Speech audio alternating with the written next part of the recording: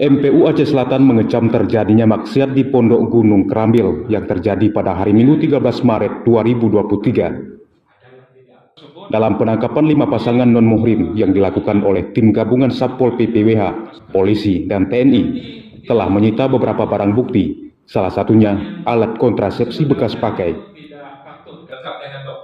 Dalam rapat koordinasi pertama di tahun 2023, tanggal 14 Maret 2023, Majelis Permusyawaratan Ulama Aceh Selatan juga menyesali atas pelanggaran syariat Islam di Kabupaten Aceh Selatan. Mengecam keras terjadinya pelanggaran syariat Islam di Kabupaten Aceh Selatan.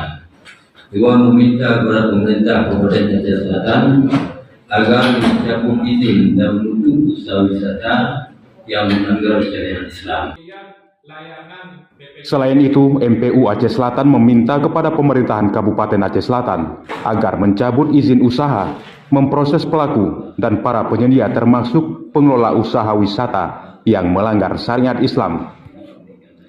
Kami mengharap kepada seluruh komponen masyarakat, tokoh-tokoh masyarakat, terutama kepada pemerintah daerah, agar perbuatan semacam itu, khususnya yang terjadi kemarin, harus ditindaklanjuti dengan semaksimal mungkin supaya perbuatan tersebut tidak merajalela di tempat-tempat yang lain. Pemerintah Kabupaten Aceh Selatan secepatnya dapat melakukan penanganan secara tegas agar pelanggaran syariat Islam tidak terulang kembali.